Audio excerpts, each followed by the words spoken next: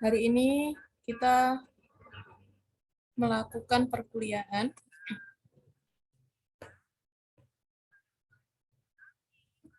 Hari ini kita melakukan perkuliahan metodologi penelitian, ya. Kelas gabung, kelas besar, selamat datang untuk mahasiswa PMM, ya, Pertukaran Merdeka Belajar. Yang nantinya mungkin jam 9 juga akan ada ini ya, penerimaan dan pelepasan ya, PMM juga. Jadi mungkin kita juga nggak akan lama, saya izinkan nanti untuk yang mengikuti PMM boleh bergabung dengan upacara pelepasan dan penerimaan di Stikes Sang Tua Surabaya. Oke, sambil menyingkat waktu, saya akan share screen. Oh, sebelum share screen, saya akan memperkenalkan diri dulu. Kebetulan kita kan baru pertama ya, baru pertama untuk yang PMM dari mahasiswa luar, tapi untuk yang mahasiswa sudah lama, sudah tingkat tahu saya ya. Tapi saya tetap memperkenalkan diri, nama saya Ayu Citra Mayasari, bisa dipanggil Bu Citra. Saya mengajar metodologi penelitian, tim ajar metodologi penelitian. Untuk kebetulan nantinya juga akan ada kelas biostatistik dengan saya. Jadi nanti seharian mungkin akan ketemu saya. Ya, metodologi penelitian dilanjut dengan biostatistik. Nah, tapi untuk jam yang biostatistik mungkin bisa diundur ya. Kalau memang penyelesaian jam pembukaan PMM di Stikes Sang Tua nggak sampai jam BIOS, kita sesuai dengan jamnya BIOS. Tapi jika melebihi jam itu, apalagi mepet sholat Jumat, saya minta diundur sampai selesai sholat Jumat. Ya, jadi tidak mengganggu yang mau sholat Jumat. Oke, saya share screen materi.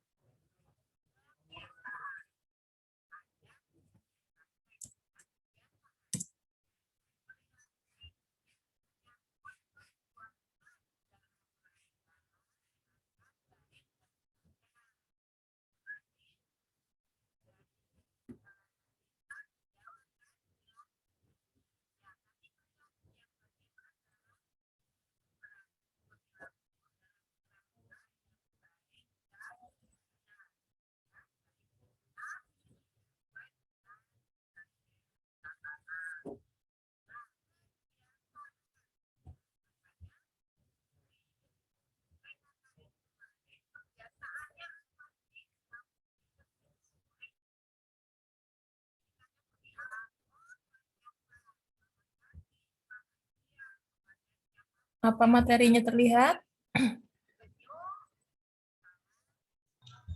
Belum, Bu. Belum? Ini sudah? Ini belum, Bu. Belum.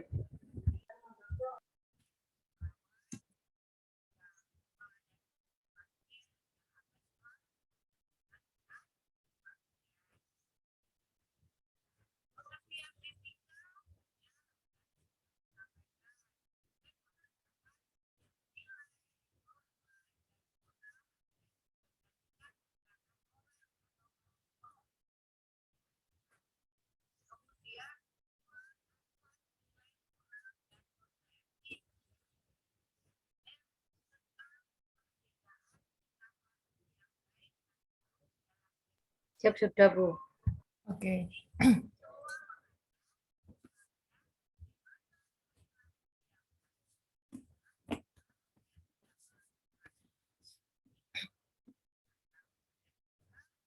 Oke, di sini kita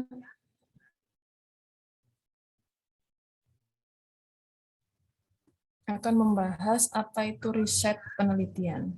Ya, apa itu metodologi penelitian, apa itu riset, apa itu penelitian. Jadi riset atau penelitian ini, riset, penelitian itu sama. Ya, hanya namanya saja yang berbeda. Mata kuliah ini dan juga mata kuliah biostatistik itu yang mendukung kalian untuk membuat skripsi. Jadi, mata kuliah ini istilahnya itu mata kuliah wajib kalau kalian mau ikut atau melakukan atau mengambil mata kuliah wajib skripsi. Ya. Mata kuliah ini 4 SKS. Lumayan ya, banyak ya. Biostatistik 2 SKS. Jadi, kalau itu digabung, 2 mata kuliah ini sama dengan SKS-nya skripsi. Ya, 6 SKS. Jadi, saya kasih gambaran, metode penelitian ini seperti proposalnya skripsi, dan biostatistik itu seperti laporan akhirnya skripsi. Maksudnya adalah, metodologi penelitian ini di saat kamu membuat proposal skripsi, kamu harus paham dan memahami apa itu metodologi penelitian. Dan di saat setelah selesai ujian proposal skripsi, kamu harus menganalisis dengan perhitungan statistik. Nah, kamu harus paham dengan biostatistik. Nah, jadi dua mata kuliah ini saling berhubungan dan saling membutuhkan. Ya, seharusnya ya, mata kuliah metodologi penelitian ini sudah mendahului atau istilahnya di semester sebelumnya, agar mata kuliah biostatistik itu nyambung dengan mata kuliah dengan materi yang sebelumnya, yaitu metodologi penelitian. Tapi karena di semester kalian atau di kurikulum kalian itu jadi satu mata kuliahnya, jadi saya harus merubah pola pengajaran terutama biostatistik, gimana caranya materi biostatistik tersampaikan tapi kalian mampu memahami apa maksudnya. Ya. Jadi saya kasih gambaran dulu, mata kuliah ini beda dengan mata kuliah yang lain, karena mata kuliah yang lain biasanya tentang keperawatan, kesehatan, dan sebagainya. Tapi ini, materi ini secara umum, ya. Siapapun yang mata kuliahnya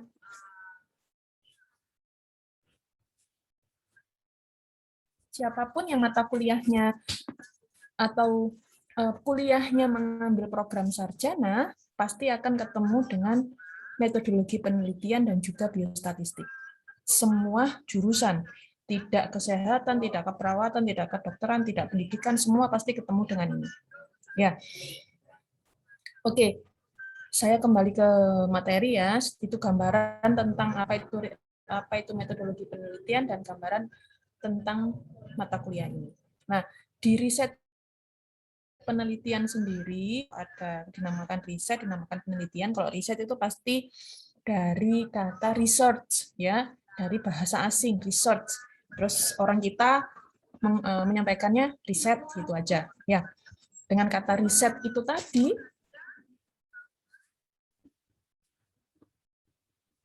sudah ya. Hati-hati ya. Dengan kata riset itu tadi, akhirnya keluar apa maksudnya itu penelitian. Sebentar ya.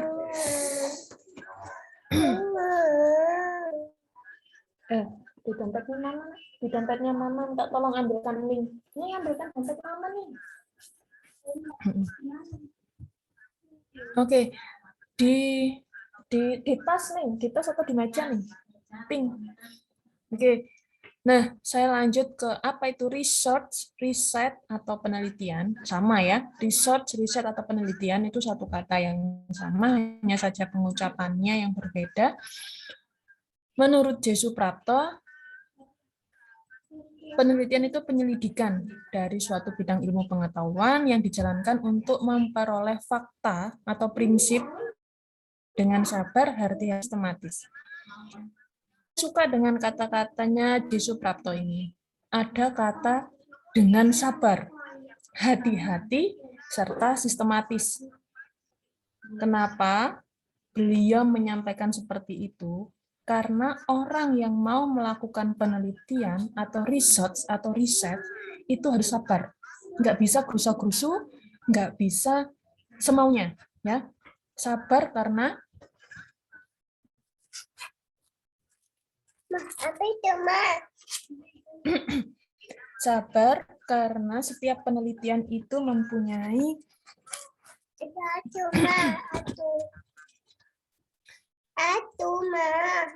iya, karena mempunyai permasalahan yang berbeda-beda.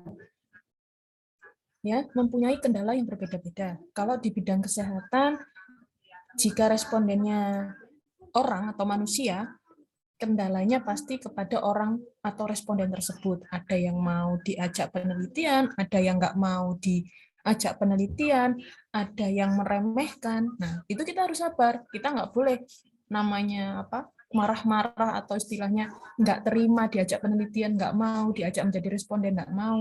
Kita yang butuh dia, bukan dia butuh kita. Gitu. Kita yang mau mendapatkan ilmu dari dia. Jadi makanya kita harus sabar, gitu kan? Ya. Kemudian hati-hati, apalagi menghadapi orang atau responden. Ya, hati-hati itu maksudnya adalah cara menyampaikan itu harus hati-hati. Cara kita untuk datang ke orang tersebut atau ke responden tersebut juga harus dengan baik-baik, ya. Itu kalau orang kesehatan yang berhubungan respondennya dengan manusia. Tapi kalau orang fisika atau biologi atau kimia, hati-hatinya dan sabarnya di mana? Cara bagaimana dia menuangkan formulanya atau menuangkan tetesannya, berapa komposisinya. Itu yang harus dilakukan hati-hati dan sabarnya bedanya kalau respondennya atau penelitiannya manusia atau dengan di lab atau di komunitas. Nah, sistematis itu harus sudah terukur, sudah harus secara sistematis kita harus tahu langkah-langkah apa yang harus kita lakukan sebelum kita datang ke sana atau sebelum kita nge-lab. Nah, itu yang harus kita persiapkan. Nah, mata kuliah ini semuanya itu mengatur bagaimana cara kita mempersiapkan penelitian kita. Bagaimana cara kita merancang penelitian kita, harus apa yang kita lakukan secara terukur dan terencana itu di mata kuliah ini. Ya. Jadi yang pertama sabar, yang kedua hati-hati, yang ketiga sistematis. Otomatis nanti jika sudah melakukan itu semua akan didapatkan sebuah ilmu pengetahuan dan memperoleh fakta yang tepat. Tapi dalam sebuah penelitian, kesalahan itu pasti ada, karena tidak ada yang sempurna, tidak ada 100% sebuah ilmu yang didapatkan atau ilmu baru yang didapatkan itu 100% benar, tidak. Pasti ada tingkat kesalahan. Nah, tingkat kesalahan itu nanti diukur dalam biostatistik. Tingkat kesalahan 5%, tingkat kesalahan 1%. Siapa yang menentukan? Ya si peneliti. Ya, istilahnya maksudnya adalah tingkat kesalahan itu 5% itu nggak mungkin 100% benar, pasti 5% itu adalah tempat kesalahan manusia. Ya. Sebuah penelitian 95% itu benar, 5% itu pasti sebuah kesalahan. Tapi jika tingkat kesalahan yang dipilih adalah 1%, maka cara membacanya 99% itu penelitian kita benar, 1% itu adalah tingkat kesalahan si peneliti. Nah, itu bisa ditentukan dalam nanti di biostatistik. Ya. Jadi nggak pernah ada yang penelitian itu 100% benar bahwa apa yang kita temukan, teori yang kita temukan dengan penelitian 100% benar. Tidak. Semua yang ada di dunia ini tidak ada yang 100% benar kecuali Tuhan. Ya. Oke, pasti ada tingkat kesalahannya. Nah, itu penelitian menurut J. Suprapto. Nah, secara konsepnya atau secara umum, jika digabung-gabung pengertian dari penelitian, atau riset itu proses ya mengumpulkan, menganalisis, menerjemahkan informasi atau data secara sistematis untuk menambah pemahaman kita terhadap suatu fenomena tertentu yang menarik perhatian kita. Jadi orang meneliti itu awalnya dari kepo, ya anak zaman sekarang ya. Kalau diomong istilahnya ingin tahu gitu udah biasa. Tapi kalau sudah dibilang kepo gitu kan, semua itu berawal dari kepo, ya. Kamu ingin tahu, keingintahuan yang diarahkan ke dalam bidang akademis itu akan menghasilkan sebuah penelitian dan itu sangat bermanfaat. Bu, kepo nggak apa-apa, nggak apa-apa. Apalagi keponya dijadikan sebuah penelitian, keponya dijadikan kepo dalam tanda kutip ya, bukan kepo yang negatif, tapi kepo yang positif, itu bisa menghasilkan sebuah karya. Nah, semua penelitian berasal dari keingintahuan, berasal dari tanda tanya. Makanya di bab 1, pernyataan yang ada tanda tanyanya itu hanya berada di rumusan masalah.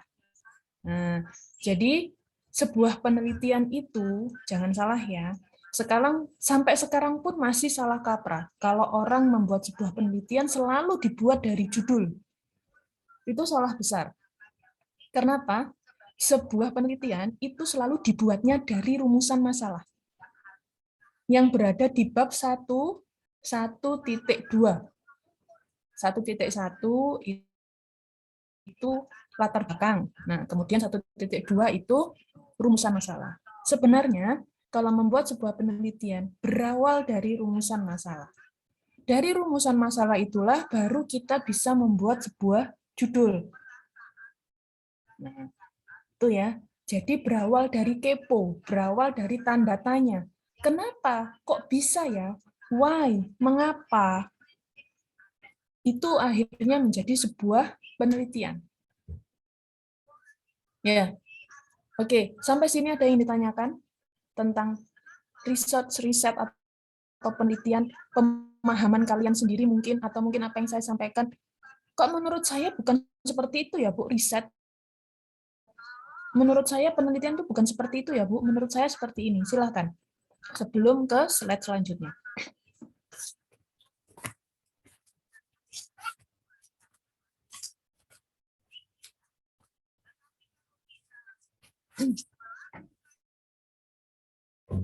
Oke. Siap belum, Bu? Oke, belum ada. Oke, saya lanjut ya. Jadi sudah punya gambaran ya, apa itu riset, apa itu penelitian, kenapa kok ada riset, kenapa kok ada penelitian, gitu kan.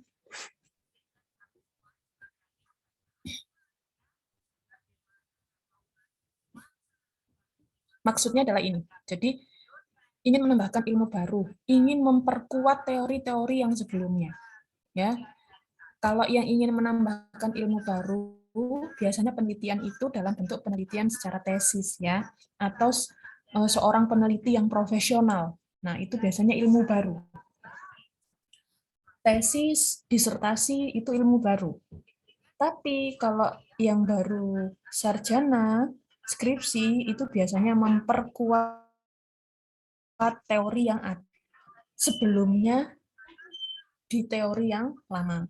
Atau istilahnya misalkan dalam memperkuat teori itu ada sesuatu hal yang baru. Nah, itu bisa menjadi ilmu baru. It's okay.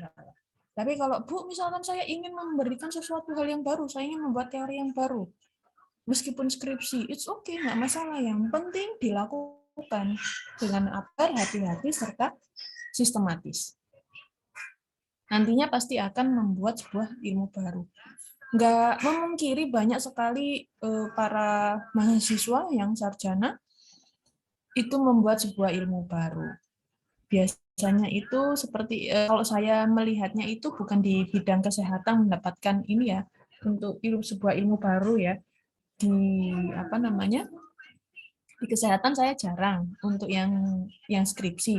Tapi kalau di bidang robotik itu banyak, kayak di ITS, ITB itu biasanya mereka dapat ilmu baru.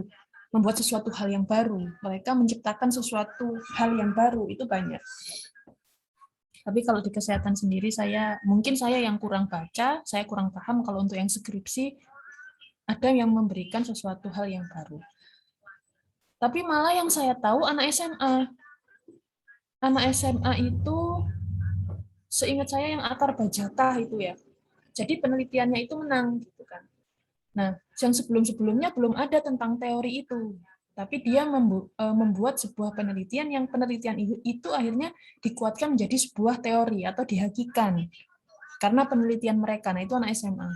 Nah, itu kan di bidang kesehatan ya, istilahnya tentang fungsi atau apa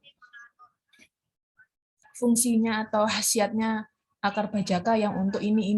Nah, tapi yang belum sangat diteliti dengan detail itu komposisinya, minumnya berapa kali, berapa dosisnya untuk kayu bajaka itu diminumnya itu bagaimana. Nah, itu yang masih belum ada. Ya mungkin siapa tahu kalian-kalian atau praktisi kesehatan yang lain yang mungkin sedang melakukan penelitian tersebut membuat sebuah ilmu yang baru atau teori yang baru.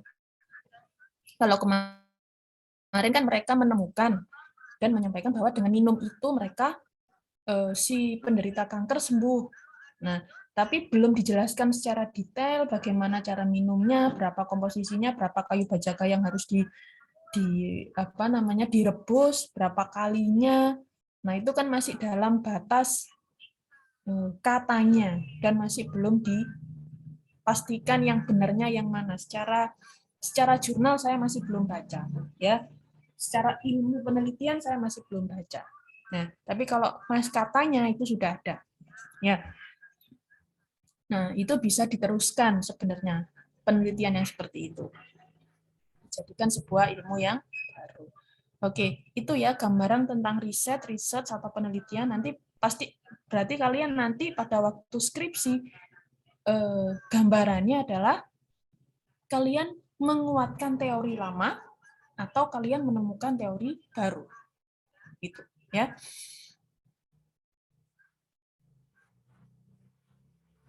Oke. Di sini, mengapa penelitian harus dilakukan?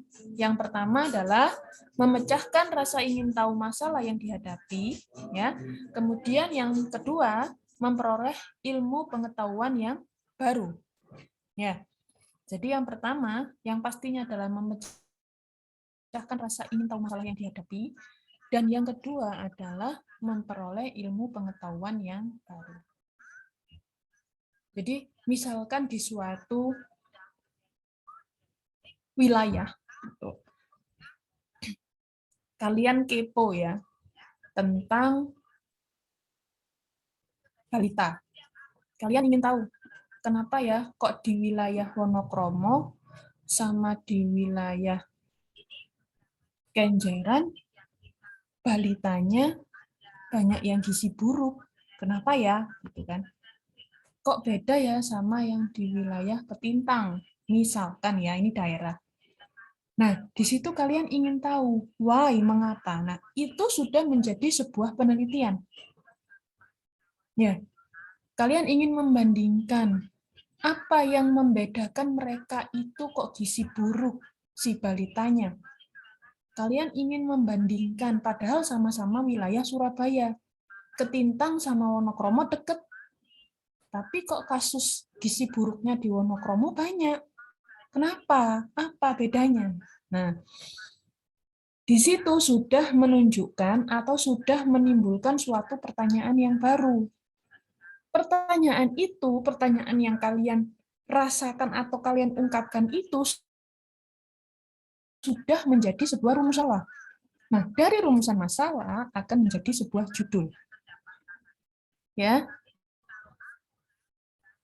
Akan menjadi sebuah judul. Nah, nanti penelitian itu bisa misalkan selesai atau jadi, nah kalian akan tahu kenapa kok yang Ketintang sama Wonokromo kok lebih bagus gizinya daripada Ketintang daripada Wonokromo. Kenapa ya? Ternyata setelah di pertama yang di Ketintang pekerjaan orang tuanya lebih baik atau pendapatannya lebih baik daripada yang di daerah sekitar Wonokromo. Itu yang pertama. Kemudian pendidikannya, antara yang di Ketintang dengan di Wonokromo berbeda. Yang di Ketintang banyak yang sudah sarjana dan sebagainya, atau yang sudah kuliah. Yang di Wonokromo masih di SMA ke bawah, kebanyakan. Misalkan nih ya, misalkan. Kemudian yang ketiga, yang di Ketintang orang tuanya paham tentang gizi. Tapi yang di Wono tidak paham tentang gizi, yang penting anaknya makan, gitu kan. Nah, itu sudah menjadi sebuah jawaban dari sebuah pertanyaan. Nah, jawaban-jawaban itu nantinya itu bisa di-share-kan di tempat penelitian kita. Ini loh permasalahannya. Itu bisa disampaikan kepada tokoh masyarakat yang ada di sana. Atau pemerintahan yang ada di sana, misalkan ketua RT-nya, RW-nya, camatnya, bahwa ini loh masalah yang ada di rakyatmu. Maksudnya anggotamu, masyarakatmu yang ada di situ, bahwa ini loh kurang pendampingan tentang, atau mungkin penyuluhan, mereka nggak tahu apa itu ilmu gizi, mereka itu nggak tahu manfaatnya makan yang bergizi itu untuk anak-anaknya. Nah, itu yang harus disampaikan oleh si peneliti kalau sudah tahu permasalahannya apa. Jadi biar si tokoh masyarakat ini menyampaikan kepada warganya bahwa kita sudah menemukan masalah nih, kenapa kok yang kecil itu sering sakit-sakitan, kenapa kok sering masuk rumah sakit, kenapa kok gizinya lebih buruk daripada yang di Ketintang. Kita harus seperti ini, dan itu pendampingannya tidak hanya bisa sekali 2 kali, pasti pendampingannya itu akan lebih dari 3 kali, 4 kali untuk bisa memahamkan keluarganya bahwa gizi yang diberikan kepada si balita itu harus lebih baik. Dari mana kok tahu, Pak? Dari mana? Ya dari sebuah penelitian. Kita nggak asal ngomong, gitu kan. Bahwa ternyata di sana yang kurang itu memang kalau untuk pekerjaan itu sudah masuk ke ranahnya sosial ya. Misalnya kalau menteri itu di Kementerian Sosial, itu sudah bukan di kesehatan lagi. Gimana caranya bekerja sama dengan Kementerian Sosial? Gimana caranya, atau kalau di daerah Surabaya sendiri ya gimana dengan Dinsos? Gimana caranya itu yang ada di daerah Wonokromo, permasalahan tentang pekerjaan juga pendapatannya bisa paling enggak minimal sejajar lah dengan yang di Ketintang, atau mendapatkan bantuan-bantuan kalau misalkan untuk pekerjaan atau pendapatan tidak bisa sejajar. Nah, itu sudah urusan dengan Dinsos gitu kan. Nah, dengan kita mendapatkan semua ilmu baru ini, nah, pengetahuan yang baru ini kita bisa mengambil masalah di berbagai bidang. Nah, seperti itu. Nah, kenapa penelitian itu harus dilakukan? Dan ingat, kita adalah akademisi, kita adalah mahasiswa. Dalam setiap memberikan suatu statement itu tidak boleh asal. Semua harus ada datanya. Ya, kata siapa kamu ngomong kayak gitu? Ya, karena jurnal. Dari mana? Kita penelitian dulu, gitu kan? Semua yang dosen kalian sampaikan itu berawal dari sebuah teori. Teori-teori yang ada di buku dan jurnal. Nah, semua itu sudah dilakukan sebuah penelitian. Jadi semua yang disampaikan itu semua berdasarkan data, bukan berdasarkan asal kata dari siapa, bukan. Apa yang disampaikan tentang materi, teori, itu semua berdasarkan data. Jurnalnya mana, bukunya siapa, dan setiap menyampaikan itu harus berdasarkan data dan fakta. Nah, saya harap kalian juga sudah mulai melakukan itu. Apapun yang kalian lakukan, apapun yang kalian sampaikan, itu bukan berdasarkan katanya. Tapi sebelum menyampaikan sesuatu, berdasarkan fakta yang ada di, pertama, buku, kedua, jurnal. Ya, ketiga, boleh dari dosen kalian. Nah, setiap materi itu pastikan di rencana pembelajaran mengutipnya dari mana. Ya, ada di rencana pembelajaran dosen itu pasti ada menggunakan buku apa. Nah, seperti itu. Ya. Sudah harus dibiasakan. Jadi setiap kalian membuat sebuah tugas, kalian harus izin dan permisi dulu kepada yang kalian ambil itu tugasnya atau materinya atau teorinya di internet. Punyanya siapa yang kalian ambil itu ilmunya.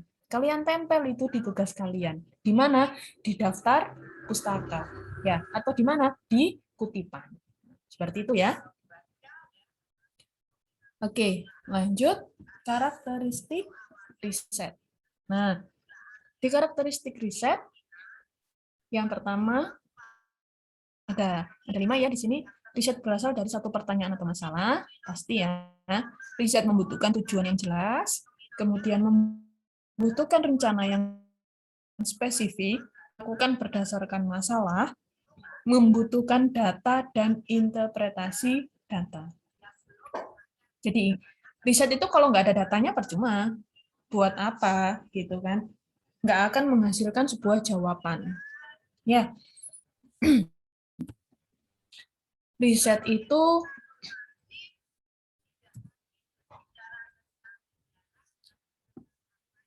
dilakukannya berdasarkan masalah. Jadi semua berawal dari masalah. Bukan mencari masalah ya. Riset itu bukan mencari masalah, tapi memecahkan masalah. Apa bedanya, Bu? Kalau mencari masalah itu gini. Kalian membuat sebuah penelitian. Kalian merasa aku mau penelitian di daerahku sajalah. Ya, agar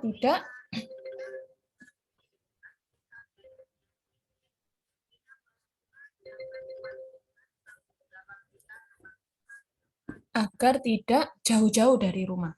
Aku ingin meneliti tentang diabetes di lansia, gitu kan.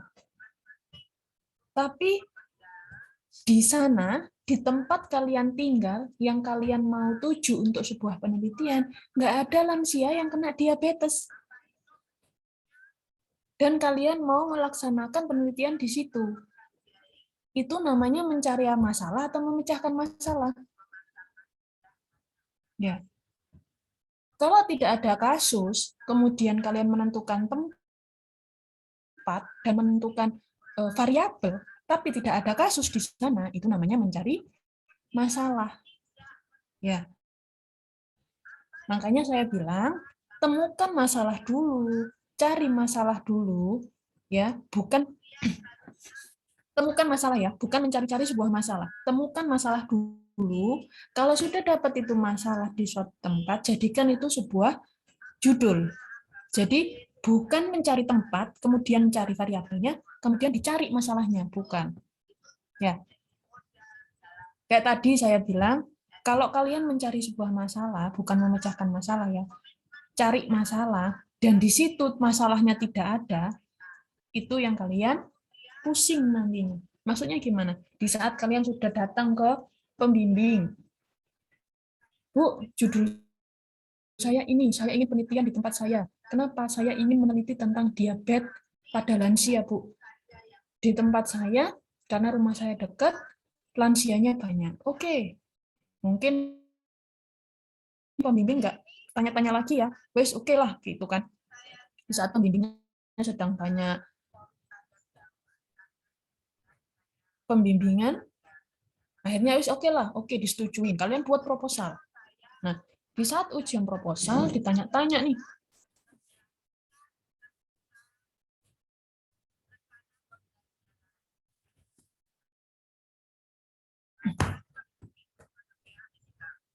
sebentar ya. Nggih, siap mohon izin. Saya mau buka Nggih, ya. nggih, siap mohon izin. Terima kasih banyak waktunya mohon izin. Selamat pagi. Selamat pagi mohon izin. Siap, salam sehat. Tetap patuhi protokol kesehatan. Nggih, siap mohon izin, siap. Terima kasih. Sami-sami mohon izin. Siap, terima kasih Bu.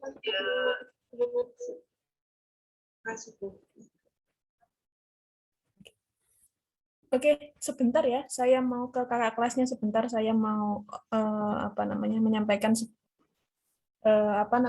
materi saya off dulu. Saya jeda dulu kakak kelasnya biar saya nyampaikan RPS ya. Sebentar ya. Siap, Bu.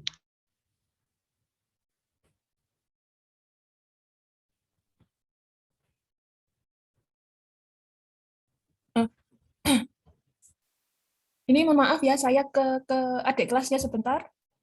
Saya jeda sebentar di sini ya. Siap, Bu.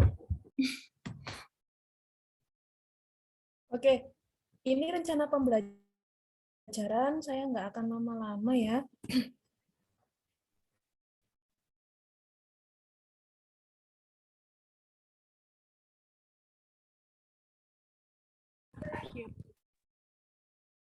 Siap, Oke. Bu. Siap. Mohon maaf ya.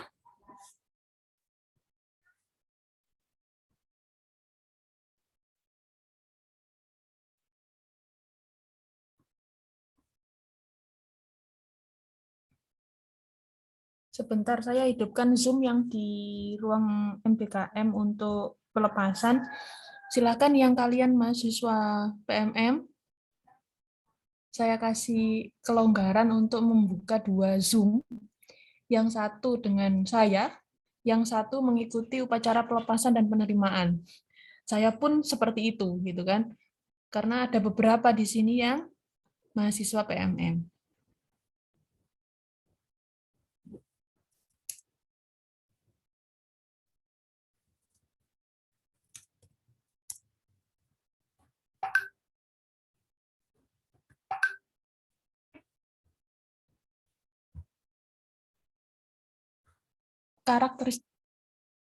Karakteristik riset, ya. Oke. Sampai riset membutuhkan data, interpretasi data, riset dilakukan berdasarkan masalah. Oh ya, tadi saya ulangi lagi ya, riset dilakukan berdasarkan masalah. Riset dilakukan berdasarkan masalah, bukan mencari masalah. Ya, jadi masalah itu sudah ada.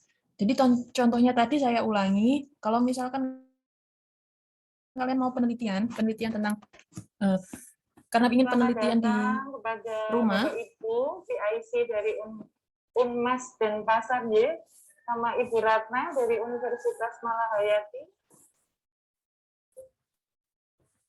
Oke, karena pengen dekat dengan rumah, penelitian nggak jauh-jauh, kemudian di sana banyak saudara, istilahnya satu lingkungan itu banyak saudara semua, nggak ingin ribet, kalian ingin ngambilnya di situ, boleh, it's okay. Tapi yang penting bukan mencari masalah ya, Bu, tapi menemukan masalah. Kalau di sana memang ada masalah tentang diabetes, banyak lansia yang kena diabetes. Kenapa ya kok di lingkunganku banyak lansia yang kena diabetes dan kamu ingin tahu permasalahannya apa? Silahkan, jadikan itu sebuah judul. Tapi kalau di sana nggak ada yang kena diabetes, hanya karena kamu suka dengan mata kuliah yang ada diabetesnya atau teori tentang diabetes, terus kemudian kamu menyenangi tentang lansia, dan inginnya kamu mudah mendapatkan datanya, akhirnya kamu ambil di situ datanya di tempatmu, tapi nggak ada yang kena diabetes, nah itu kamu namanya mencari masalah. Karena apa? Data yang akan kamu dapatkan tidak akan maksimal. Karena apa yang kamu butuhkan nggak ada di sana. Jadi secara otomatis itu kamu namanya mencari masalah. Di saat mungkin sudah ujian proposal, judul sudah bagus, istilahnya pengaruh apa terhadap kepada dia apa namanya diabetes sama lansia lah istilahnya tentang permasalahan tentang diabetes dan lansia gitu kan. Terus kamu di sana nggak dapatkan nih lansia yang kena diabetes. Nah, itu namanya kamu mencari masalah. Di saat ujian proposal sudah disetujui, maksudnya istilahnya tidak ada pertanyaan, kelupaan nih penguji, tidak ada pertanyaan tentang yang lansia di sana berapa yang kena diabetes, misalkan gitu ya. Nggak ditanyakan. Sudah oke, sudah jalan, sudah sampai ujian proposal. Di saat mengambil data, datanya nggak ada. Nggak ada lansia yang kena diabetes. Gagallah kamu dalam sebuah penelitian. Padahal udah ujian proposal, bikin bab 1, bab 2, bab 3, bab 4, sudah bagus istilahnya maksudnya. Tapi nggak ada orang di sana yang kena diabetes, hanya 1-2 orang. Padahal secara penelitian, kalau di dalam metode penelitian itu ada namanya teknik sampling, dan ada yang namanya perhitungan besar sampel minimal yang harus diambil sekitar 50 misalkan, atau 60 misalkan. Nah, ternyata di sana yang kena diabetes hanya sekitar 10 orang dari 100 lansia. Nah, apa yang harus kamu lakukan? Apakah kamu mengada-ngada data atau memanipulasi data? Nah, itu nggak boleh. Itu namanya pembohongan, istilahnya seperti itu. Data yang tidak ada terus kamu ada-adakan, terus akhirnya misalkan nggak ketahuan nih kamu membohongi, gitu kan. Yang akhirnya di situ kamu selesai, kamu jadikan sebuah penelitian, kemudian dapat jawaban. Nah, jawabannya itu tidak sesuai dengan karakteristik penelitian, karakteristik keadaan yang ada di sana. Padahal di sana nggak ada orang yang kena diabetes. Terus kamu ada-adakan sekitar 70 orang yang kena. Penyebabnya apa? Apa faktornya? Ya, dapatlah keluar hasilnya. Faktornya karena ini. Nah, dari mana faktornya bisa kamu dapatkan? Orang-orangnya aja nggak ada. Ya, itu namanya bohong, kan? Istilahnya, memberikan informasi yang salah. Misalkan itu dijadikan sebuah rujukan oleh sebuah dinas kesehatan atau puskesmas yang ada di sekitar sana. Kenapa kok banyak yang kena diabetes? Katanya ada lansia karena jarang olahraga, jarang melakukan kegiatan, makannya tidak teratur, makannya tidak dijaga. Padahal orang-orang sana sehat, gitu kan? Dari 100 lansia hanya 10 yang kena diabetes. Datamu tidak benar. Hasil penelitianmu benar, tapi data yang kamu sampaikan salah. Itu menyebabkan bencana kalau menurut saya ya. Bencana apa? Bohong, pembohongan. Kalau datamu sampai digunakan sebagai data rujukan puskesmas, kemudian puskesmas atau dinas sosial atau dinas kesehatan melakukan survei bahwa di sana banyak yang kena diabetes, kamu yang kena masalah. Ya, itu namanya mencari masalah. Jadi jangan sampai sesuatu hal yang tidak ada kamu ada-adakan. Seperti itu ya. Kalau memang nggak ada, ya sudah nggak ada. Kamu harus cari tempat lain. Jangan kekeh karena itu di situ kamu itu lingkunganmu mudah kamu mendapatkan data kamu kenal dengan orang-orangnya, kamu kekeh di sana. Tapi permasalahannya nggak ada di sana. Cari sebuah permasalahan, ada apa di sana? Yang misalkan di suatu wilayah itu kalau menurut kamu secara teori sama secara fakta itu sangat berbeda. Dan itu menyebabkan masalah. Nah, itu kamu bisa jadikan sebuah penelitian. Gitu ya. Oke. Ini slide yang pertama dari saya. Mungkin ada yang ingin ditanyakan sebelum saya pindah slide yang berikutnya. Izin bertanya, Bu. Silakan. Tadi kan kata Bu Citra, itu judul itu ada itu dari rumusan masalah yang ada, Bu ya. Nah, kalau misalnya kita penelitian di suatu daerah itu, Bu. Nah, ada beberapa masalah di situ. Apa kita ambil prioritas masalah yang paling tinggi yang terjadi di daerah itu atau bagaimana, Bu, kebenarannya? Terima kasih, Bu. Terima kasih, Mbak Siti Aisyah atas pertanyaannya. Bagus sekali. Bu, misalkan di suatu daerah ada beberapa permasalahan. Apa yang kita ambil? Yang pertama kita harus fokus apa yang kita sukai. Yang pertama ya, namanya penelitian itu kita harus suka dulu sama kasusnya. Ya. Misalkan nih di keperawatan kan ada gadar, ada anak, ada KMB, ya. Kemudian ada berbagai macam istilahnya seperti jurusan ya, gitu kan. Departemen ya. Nah, di dalam suatu wilayah semua kasus itu ada. Dari gadar, dari anak, dari KMB, dari komunitas itu semua ada. Ada kasus di situ. Nah, kamu paling suka yang mana? Itu dulu. Kemudian, setelah kamu merasa suka, kamu suka di komunitas, ambil yang kasus yang ada di komunitas. Jadi sesuai dengan passion. Nah, itu yang paling gampang. Karena kalau kamu sudah suka, passion di situ, itu jalurmu, itu akan mudah untuk kamu melaksanakan. Atau istilahnya lebih ikhlas kamu melakukan. Setelah kamu melakukan atau mengambil sebuah penelitian sesuai dengan passion, dipilih sesuai dengan passion, misalkan sesuai dengan passion nggak ada, yang kedua, sesuai dengan kasus yang paling fenomenal, istilahnya yang paling viral di situ. Itu yang kamu ambil. Misalkan secara passion tidak ada, kamu ambil yang paling viral atau fenomenal. Nah, biasanya misalkan di 2 tahun yang lalu sampai sekarang sih sebenarnya, di 2 tahun yang lalu itu kasus paling viral itu untuk anak balita itu tentang stunting.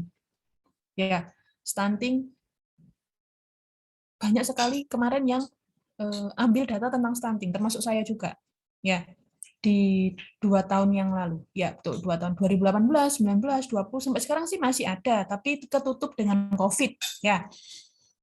Nah, hal semacam itu berarti kan ini ke anak ya. Nah, di situ kita bisa ambil yang lagi viral. Nah, biasanya itu penelitian-penelitian itu akan dirujuk oleh peneliti lain. Misalkan penelitian kita selesai. Salah satu contohnya penelitian saya dengan Bu Arin dengan Pak Zul yang masuk didanai oleh Kementerian PDP. Penelitian dosen pemula. Didanai, kemudian masuk, kita publish, dan ternyata itu dijadikan rujukan oleh salah satu dokter spesialis anak UNER menghubungi saya. Minta data, Bu, kemarin datanya itu dari mana ya? Gitu kan. Tapi penelitian dia lebih besar. Kalau kami hanya di Kenjeran saja, kalau dia di wilayah Surabaya secara luas. Nah, itu kan bisa bermanfaat ya bagi orang lain. Jadi, yang pertama, sesuaikan dengan passion. Yang kedua, sesuaikan dengan apa yang lagi viral. Dan yang ketiga, kalau memang yang passion nggak ada, viral nggak ada, yang ketiga ini biasanya arahan dari dosen pembimbing. Kalau bagian skripsi loh ya. Jadi nggak memungkiri ya, nggak memungkiri arahan dari dosen pembimbing itu mengarahkan ambil data ini, ambil penelitian ini. Kalau bagi yang skripsi. Tapi bagi peneliti profesional atau penelitian yang tanpa ada dosen pembimbingnya misalkan, atau istilahnya terlepas dari itu mahasiswa, selain yang ketiga ini, yang nomor 3 ini biasanya kalau sudah diarahkan sama dosen pembimbing tidak bisa diganggu gugat ya, atau kadang dosen pembimbingnya agak memaksa, kamu harus ngambil ini, ya itu agak memaksa. Itu apa ya namanya? Itu sesuatu itu sesuatu hal yang tidak bisa kalian bantah ya istilahnya. Dibantah atau memberikan argumen boleh, tapi menolak itu tidak disarankan, ya, karena kalian mahasiswa gitu kan. Tapi tidak memungkiri ada dosen yang silahkan sesuaikan dengan passion, boleh. Ya, ada yang seperti itu, tergantung dosen. Karena ini mahasiswa ya kalian, bukan peneliti profesional. Istilahnya penelitian yang terserah kalau saya pengen apa, saya maunya apa, saya pengen itu. Saya belum ke situ. Jadi saya arahkan ini ke peneliti sebagai mahasiswa. Yang pertama tadi sesuai passion, yang kedua tadi di saat lagi viral, dan yang ketiga itu pasti arahan pembimbing. Itu yang Mbak Siti Aisyah. Jadi kalau pembimbing mengarahkan atau menyampaikan dibebaskan, terserah sesuai dengan passionmu apa, silakan pilih sesuai dengan passion yang ada di wilayah tersebut yang sedang ada kasus. Yang kedua, kalau memang tidak ada sesuai dengan passionmu yang lagi viral diambil. Yang ketiga, disesuaikan dengan arahan pembimbing. Banyak kejadian yang di saat saya sampaikan sesuaikan dengan passion ya, istilahnya mungkin saya masih idealis pada waktu itu, di tahun awal-awal saya mengajar, karena pada waktu itu setiap diarahkan, saya selalu diarahkan oleh dosen-dosen saya yang terdahulu, peneliti itu sesuaikan dengan apa yang kamu inginkan, apa yang kamu cari, dan sesuaikan dengan passionmu, gitu kan. Nah, itu saya bawa ke sini, tapi memang ada seorang pembimbing yang maunya, kamu meneliti ini, meneliti ini. Dan itu tidak bisa, kebetulan pada waktu saya sekolah, saya tidak mendapatkan itu. Jadi saya dibebaskan untuk memilih penelitian yang sesuai dengan passion saya. Nah, dan itu sesuai dengan arahan dari profesor saya pada waktu itu. Tapi di saat mungkin saya kurang ilmu, kurang update, atau kurang belajar tentang keadaan situasi di sebuah institusi pendidikan, saya itu terapkan di situ. Mahasiswa yang sebelum-sebelumnya ada yang protes, Bu, katanya boleh sesuai passion. Nah, sekarang saya inginnya ini, pembimbing saya maunya ini. Nah, setelah saya gali, setelah saya mempelajari keadaan dan situasi, ternyata memang ada sebuah alasan kenapa pembimbing mengarahkan seperti itu. Ya, yang pertama, dia menyampaikan informasi atau judul penelitiannya terlalu, dalam tanda kutip ya, terlalu mudah. Mudah itu tidak tidak sesuai dengan keadaan si dianya, si penelitinya. Harusnya dia bisa meneliti lebih dari itu, dia ngambil yang terlalu simpel, akhirnya diarahkan. Padahal dia mampu, istilahnya seperti itu.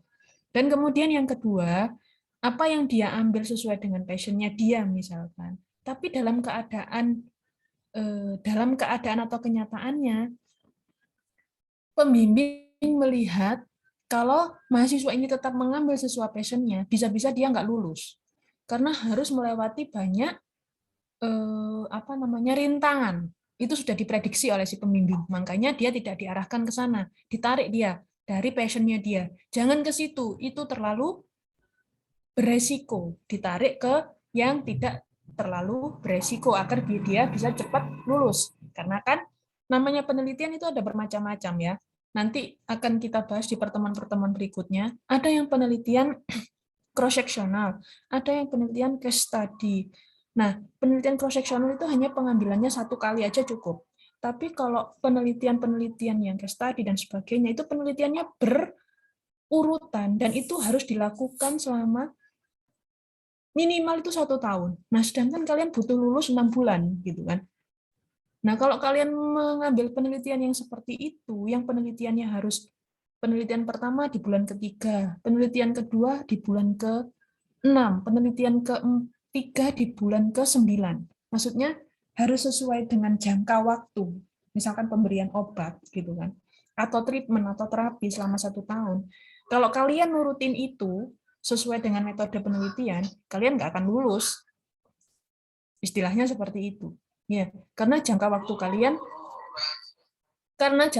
kalian hanya 6 bulan. Nah, itu maksud dari arahan pembimbing. Nah, kalau kalian peneliti profesional, pastinya yang pertama sesuai passion.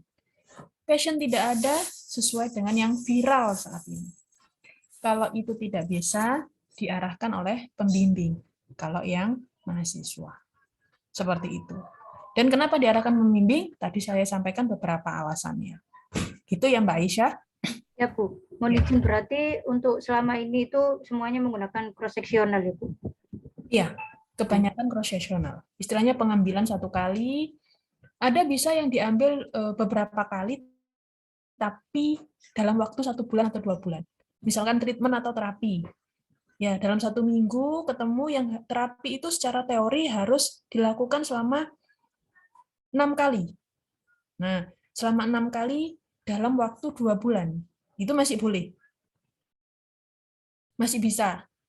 Karena kan ngambil datanya cukup 2 bulan, kalian proses pengambilan skripsinya selama 6 bulan, misalkan pengerjaan proposal 1 bulan lah, telat-telatnya 2 bulan, masih ada sisa 2 bulan untuk proses analisis data sampai ujian. Cukup, gitu kan.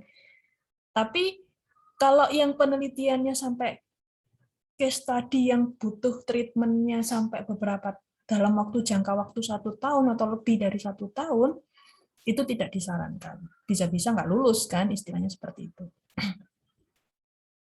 Ya, oke. Ya, terima kasih Bu. Ya, sama-sama Mbak Isa. Mungkin yang lainnya?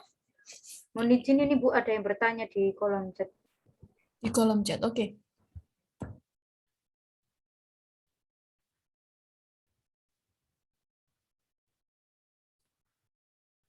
Mohon izin, saya Maileta. Oke. Jika di daerah sekitar rumah saya tidak ada masalah, apakah bisa kita mengambil sampel random, Bu? Izin solusinya. Terima kasih. Kalau di sekitar rumah nggak ada, ya nggak usah diambil, cari yang tempat lain, gitu kan. Jangan memaksakan, gitu. Misalkan nih, yang contoh tadi ya saya ya, biar beruntun gitu ya. Ingin meneliti tentang diabetes, ingin tahu faktor apa yang menyebabkan diabetes yang ada di sekitar rumah gitu kan. Nah, namanya kita ingin tahu faktor, otomatis kan kita pengen tahu ini ya penyebabnya apa gitu kan. Kok bisa banyak yang kena diabetes manusia itu. Terus kamu bikin sebuah judul itu, ya kamu nggak ngambil dari rumusan masalah, sudah jadi judul, sudah jadi proposal, terus nggak ada nggak ada orangnya, nggak bisa.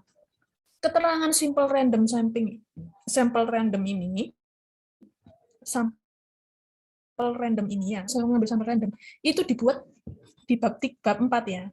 Kalau di beberapa institusi itu di bab 3. Kalau di institusi kita, bab 3 itu kerangka konsep. Ya. Kemudian bab 4 isinya tentang metode penelitian dari teknik pengambilan datanya itu bagaimana, simple randomnya bagaimana, tidak bisa kita mengacak. Kalau di daerah kita sudah menemukan tempat dulu, baru kita bisa mengacak. Tempatnya itu, kenapa kita harus menemukan tempat? Karena kita mau mencari populasinya berapa. Lansia di sana berapa? Di tempatnya Mbak Mileta. Misalkan lansia jumlahnya 100 gitu kan. Nah, 100 itu untuk menemukan teknik samplingnya, jumlah sampelnya.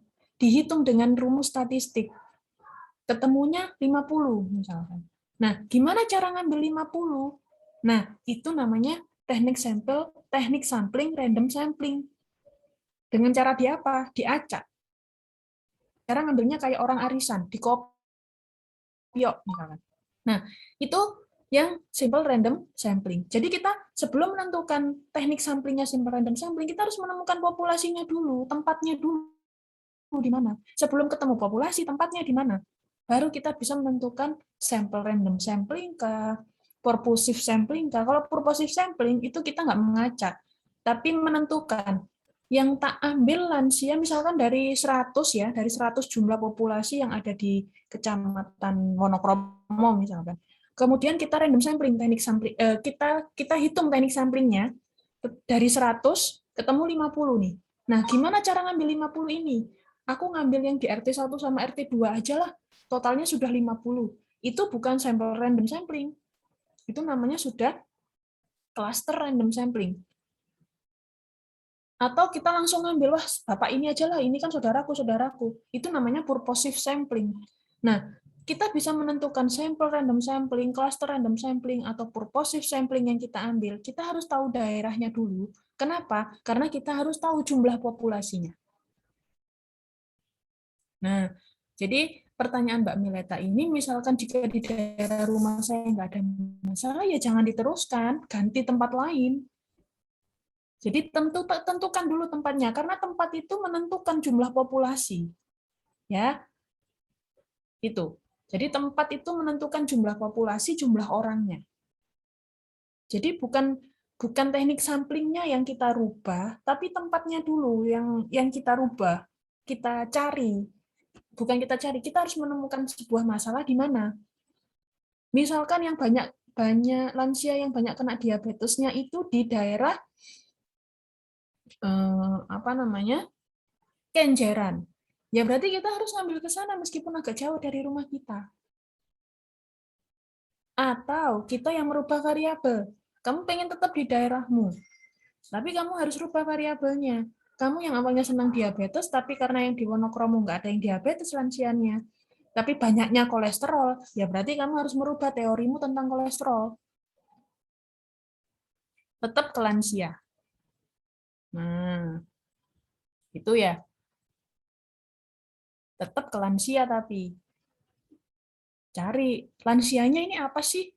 Permasalahan lansia yang ada di sini. Oh, ternyata banyak yang kolesterol. Loh, kenapa kok banyak yang kolesterol? Nah, berarti merubah sebuah variabel. Gitu ya, Mbak Meleta? Oke. Dari Arju.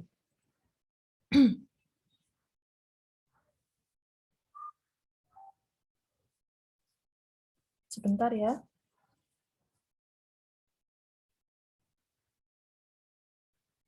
Teman-teman semua untuk belajar di beberapa tempat yang terkait dengan keragaman budaya di Surabaya. Kemudian kegiatan inspirasi. Jadi nanti kita berencana mengajak teman-teman untuk bertemu 3 inspirator hebat. Yang pertama, insya Allah kita akan belajar dari inspirasi Bapak Wali Kota Surabaya. Semoga kita berkesempatan.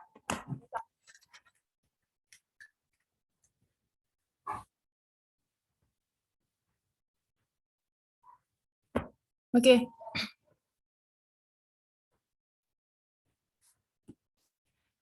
Oke, saya teruskan ya.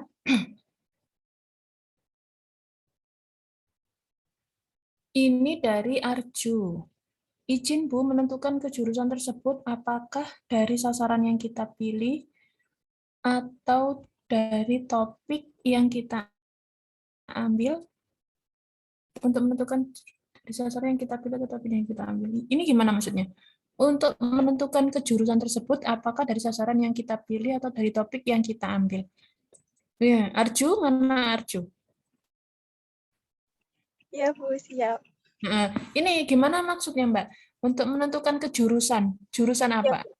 misalnya kalau saya ini keperawatan anak atau keperawatan jiwa atau keperawatan maternitas gitu, misalnya kan kita lihatnya dari sasarannya atau dari topik yang kita ambil. Misalkan saya mau ambilnya itu kan hubungan tingkat stres, itu kan berhubungan sama jiwa ya, Bu. Terus nanti sasarannya saya itu akan ke anak-anak, kalau enggak orang tua. Itu masuknya ke keperawatan apa gitu, izin.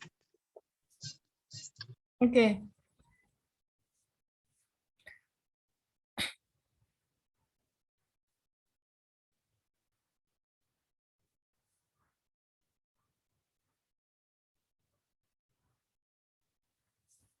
Oke, maaf ya. Saya sambil mendengarkan kebetulan yang sebelah, karena kebetulan nama saya yang di-share.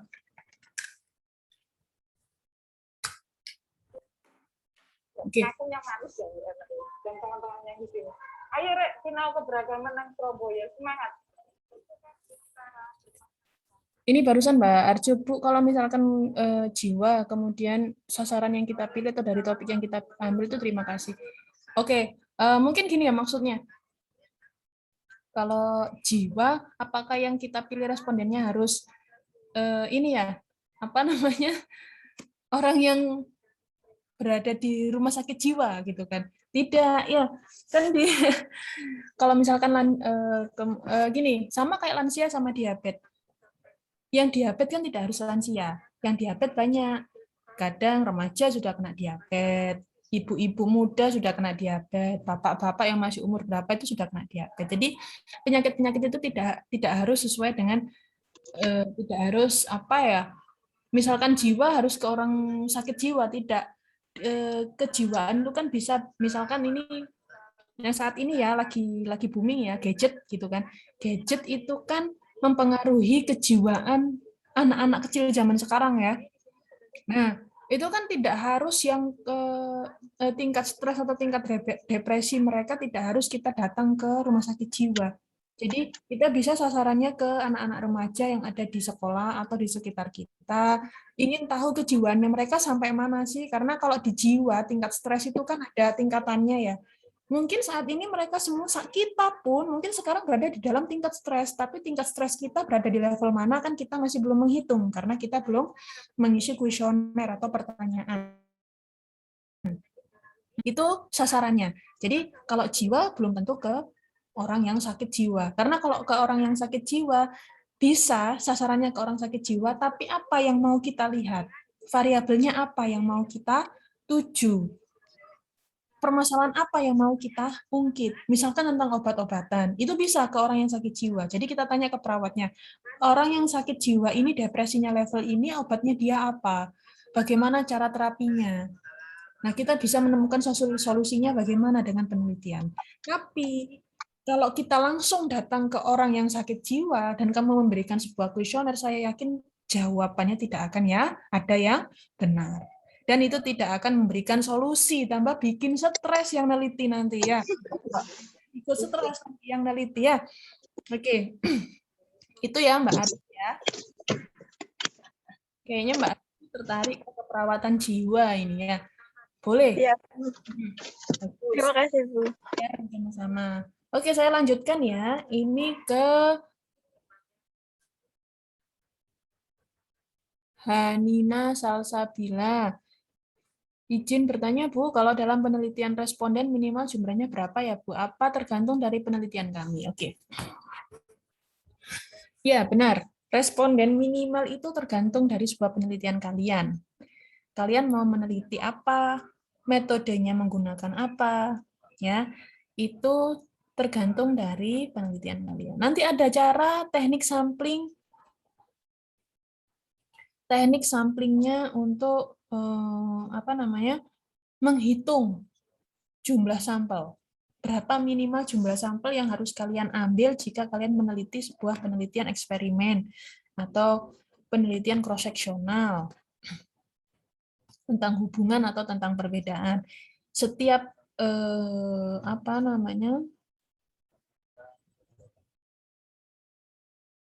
setiap kelompok ada cara perhitungannya.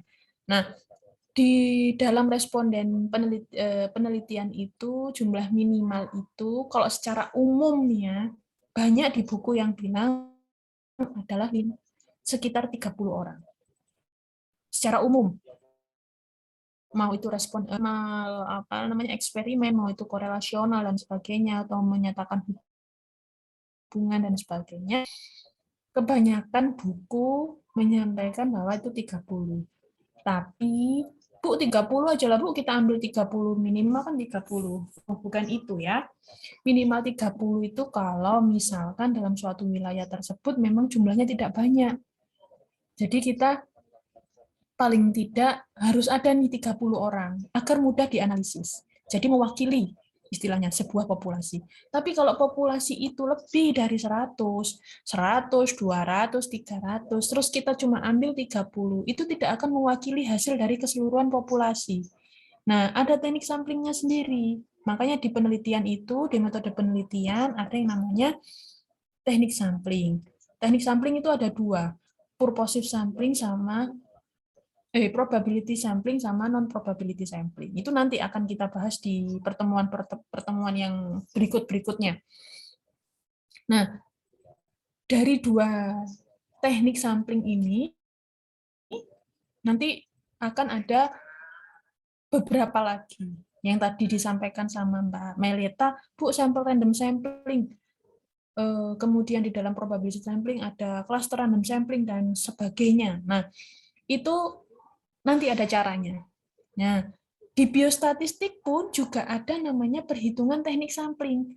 Antara metode penelitian, teknik sampling, dengan di biostatistik, cara pengambilan sampel, itu berbeda. Nggak sama, ya. Penyebutan teknik sampling dan rumus pengambilan sampel itu berbeda. Jangan disamakan, ya. Kalau ini penyebutannya bagaimana cara mengambilnya, tapi kalau yang biostatistik berapanya, ya kadang itu kebalik-balik mahasiswa, ya. Kalau di biostatistik itu kalau pengambilan sampel itu jumlah orangnya yang kita tentukan itu berapa dengan rumus. Tapi kalau di metode penelitian itu cara ngambilnya, cara orangnya. Jadi ditentukan gitu, jumlahnya berapa dulu? 100. Kita habis menghitung di biostatistik 100 orangnya. Nah, saiki ya apa caranya njupuk 100 tekung, gitu ya. Gimana caranya mengambil 100 orang ini dari hasil perhitungan statistik ini tadi dari 1000 orang populasinya. Kan kita cuma mau mengambil sampel 100, mau diacak secara ini seperti arisan, dikopiok istilahnya, atau mau di klaster. Karena dalam satu wilayah misalkan kecamatan, dalam satu kecamatan misalnya itu ada beberapa RT kan pastinya ya, ada beberapa RW. Nah, kita mau ngambil RW-nya, yang dikocok itu RW-nya. Nah, RW 1 sama RW 3 ternyata yang keluar. Nah, berarti jumlah 100 itu dari RW 1 sama RW 3. Nah, seperti itu. Atau secara banyak sekali nanti ada beberapa strata ya. Nah, di situ bagaimana caranya? Jadi kita secara strata pengambilan cara pengambilannya. Kita di kecamatan ada berapa RW, dapat RW, ada berapa RT, dari RW dapat RW 3 sama 5. Nah, di RW 3 sama 5 ada berapa RT, dikocok lagi. Nah, sampai mengerucut jadi 100. Itu strata. Nah, itu di metode penelitian. Jadi, pengambilan sampel secara biostatistik juga pengambilan sampel secara metode penelitian itu berbeda. Yang biostatistik itu jumlahnya, ya, menentukan jumlah, Yang di metode penelitian, saya ulangi lagi, itu menentukan bagaimana cara mengambilnya. Itu ya. Karena itu menentukan hasil nanti, ya. Itu. Gitu ya Mbak Hanina. Siap, Bu. Terima kasih. Oke, nanti akan ada apa namanya pertemuan berikutnya bagaimana cara mengambil sampelnya. Ada caranya ya. Kemudian ini dari Bella. Ada beberapa macam pengambilan sampel seperti simple random sampling, cluster, purposive, lalu ada perbedaan dari ketiganya dan bagaimana teknik cara pengambilan sampelnya Bu Ijin arahan itu. Oke, ini pertanyaan ini nanti ada di materi pertemuan keberapa ya itu ya? Ada di, tapi oke lah, nggak apa-apa, saya kasih gambaran aja. Nanti kita akan bertemu dengan materi teknik sampling di metode penelitian. Sebenarnya barusan sudah saya jelaskan ya sebenarnya yang pertanyaan dari Mbak Hanina tadi, kalau simple random itu bagaimana, kemudian cluster random itu bagaimana, purposive random. Kalau purposive itu bukan random, purposive sampling karena tidak random ya.